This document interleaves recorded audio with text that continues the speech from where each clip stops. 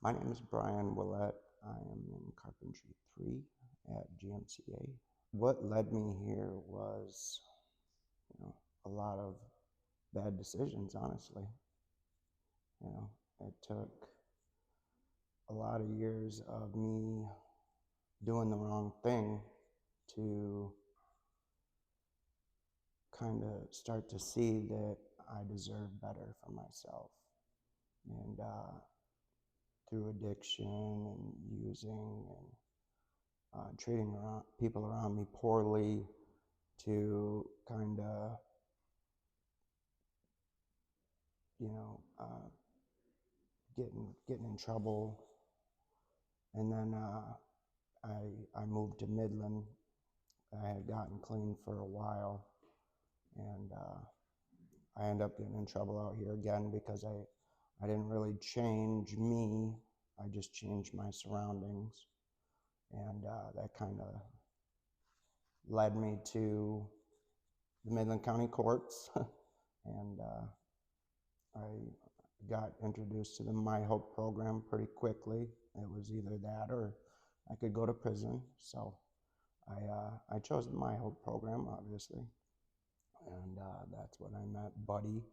My name's Greg Yancer. I'm the co-founder of Skills for Tomorrow and vice president of Community Construct. Um, I'm I've been Brian's recovery coach for about 7 years, but I'm also his boss and I would think friend by this point. So we've been hanging out for about 7 years. My name is Eric Ostrander. Formerly, I was with Habitat for Humanity as their construction manager. Right now, I work for Bullet Creek Building Trades. I also teach Carpentry 3 at GMCA. I was introduced to uh, Brianna and Judge Karras and all them folks at the courthouse, and they kind of thought that it would be a good idea that maybe I try to advance my schooling. So they were able to find me funding for my first year to come here and take the core class in Carpentry 1. And, I thought that was really cool. And those little things like that really opened my eyes and kind of molded me into the person I am today and how I feel towards people. It kind of renewed my faith, if you will, in humanity. Because at the time when I first got into my hope, I didn't think too highly of other people. Nobody had done nothing for me, and I had that victim mentality, like the world owed me. So I was like, yeah. The first time I saw him was really within a couple of weeks of the site or the class being on site, was just how Brian was so impressed with his work ethic, how hard he worked, right? We know that coming to GMCA, some students are coming from a job. So they've worked all day, and then to come and work and learn, right? It is for learning, but it's still work, and still working just as hard. It was very impressive to see that in someone, just because it's you're taking full advantage of the learning opportunity you have, right? You're here, you're working hard, you're doing what you need to do. And again, both Brian and I were really impressed with just how hard and well he worked and what he actually knew coming into this class. His confidence has been, since he started here, his confidence and he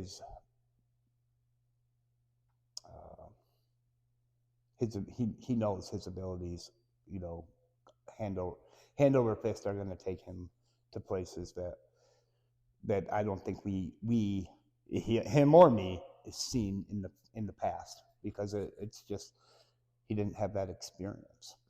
And I think the instructors here, and now, some of the greatest guys, the instructors here, were really able to see what Brian had to offer in terms of his organizational skills, his leadership skills, the way he talks to people. That's another thing. It's like the way he's able to talk to other workers is so respectful, and that's something that got better while he was here. Throughout the years, coming here and changing my outlook, that that really solidified in me, not just opening the door for other guys, but learning to be a teacher, you know, between Eric and Bryan and, you know, all the guys that have, you know, Matthew Fortier and all the guys that I've been with here, you know, they have taught me how to teach as well, and that's been huge. Bryan will be wherever he wants to be. He's driven. He's very smart. I like the fact that, so he works with the community, and I come from a community, you know, working with a community background as well. Skills for Tomorrow, I believe in that organization and that mission a lot. There's a lot of people in the community that, you know, it isn't just people think a hand up or anything like that, right? Sometimes it's a listening ear, giving someone another chance to be able to turn things around. We've all had our moments in life where things can be tough, and to have someone that I'd say you can look at that understands. Everybody can say, you know, I know what you're going through, but truly you might not unless you've actually been through that. And to be willing to put yourself out there, and Bryan is not afraid to have those conversations. We've talked a little bit about it. I admire that in people, because if you can't show a little bit of your own vulnerable side, it's hard to help people when they're vulnerable as well, right? That's what people gets, what you get, the belief in people of where you're coming from, because it comes from an honest place.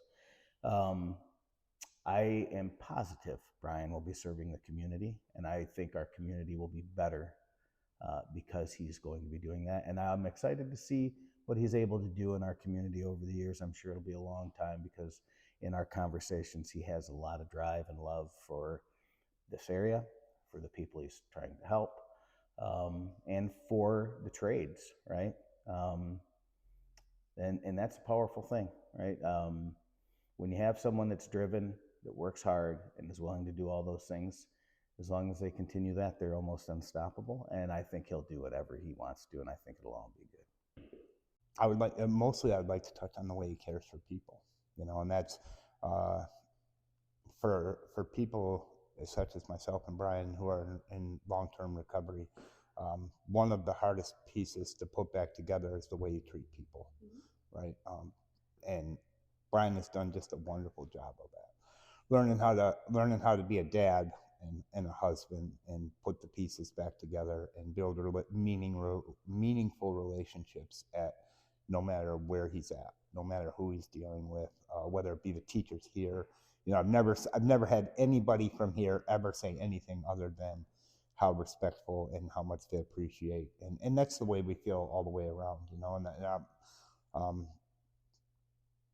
at this time, Bryan's like my right hand, you know, and it's not because of the workload we do. I mean, those things are just things we do.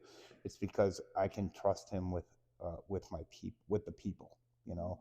I can trust him to, even in the most frustrating situations, to treat people fairly and with kindness and love.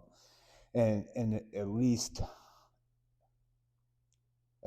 no matter how frustrating a situation gets, he hears everybody out and listens. And I mean, those are attributes that not just the GMCA is looking for, but the world needs more of what Bryan offers. And like, we couldn't do it without him. Like at Community Construct, we couldn't offer the quality of care we're able to for our participants without Bryan on staff. Well, if I've learned one thing, that, you know, I've restored my faith in humanity, and, you know, I really want to give back to the community. I'm Bryan at GMCA, an employee with Community Construct. Why? It's because I really wanted the opportunity to help out this young fella and get him a playhouse.